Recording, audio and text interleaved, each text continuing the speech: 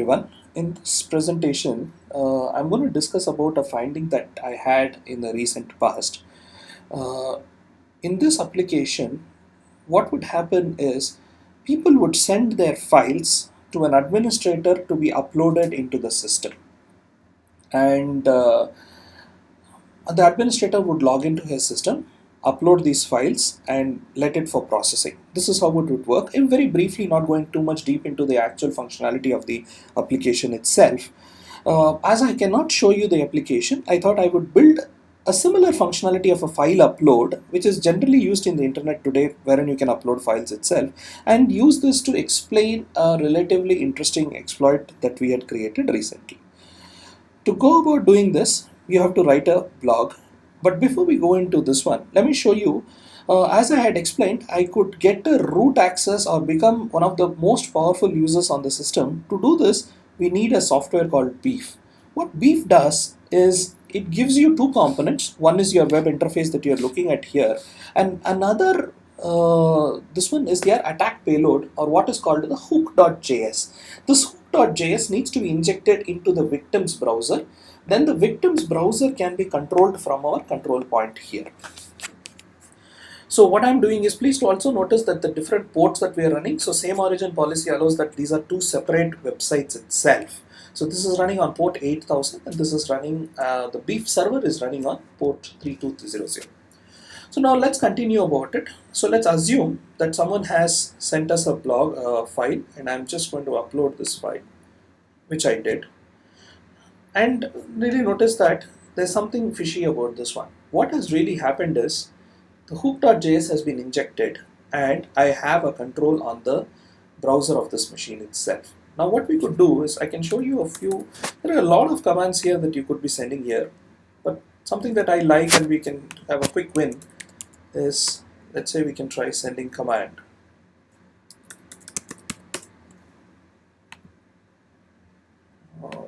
Let's choose another one. Oh, sorry, I forgot the exact word. It's called prompt.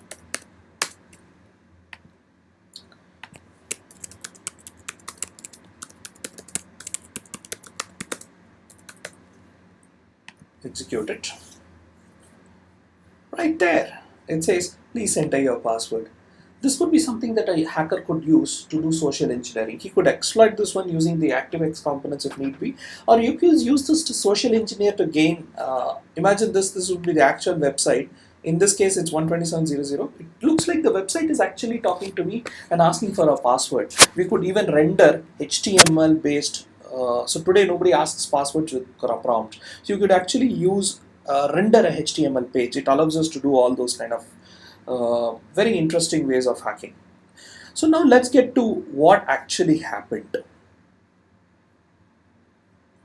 So to that, we'll have to take the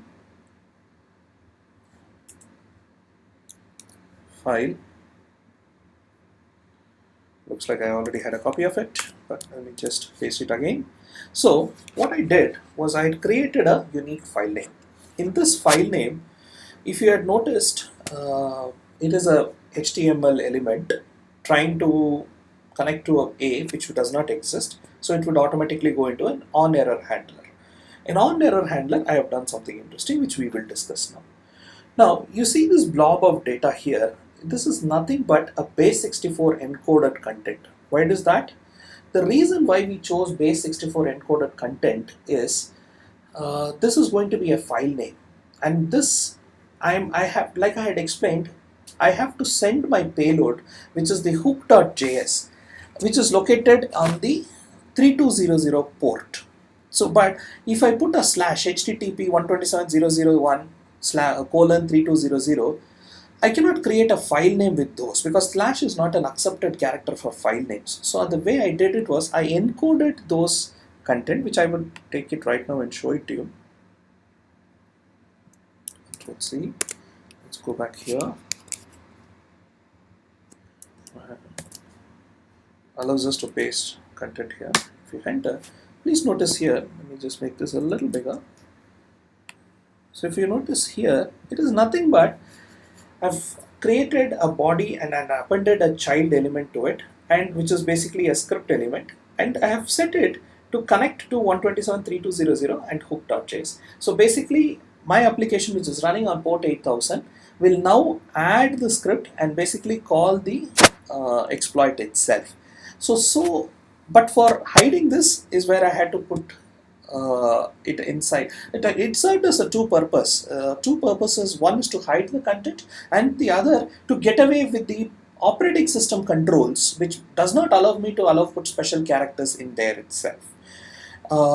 Then going back to our exploit, I run it through eval2. Eval2 is nothing but a variable which stores the eval itself. And this had a nice interesting story behind it. I initially wanted to use eval, but I found out that if you use it as an object, as a image attribute, eval doesn't seem to work. So all I had to do was a quick fix, was just take the eval and put it inside an eval2, and eval would happen. And eval, as you know, would basically allow you to execute any JavaScript, which is in a string format, which allowed us to do that exploit itself. So the end result of this was having a simple functionality like a file upload allowed me to control the administrator's browser itself. Hope this was useful. Thank you so much.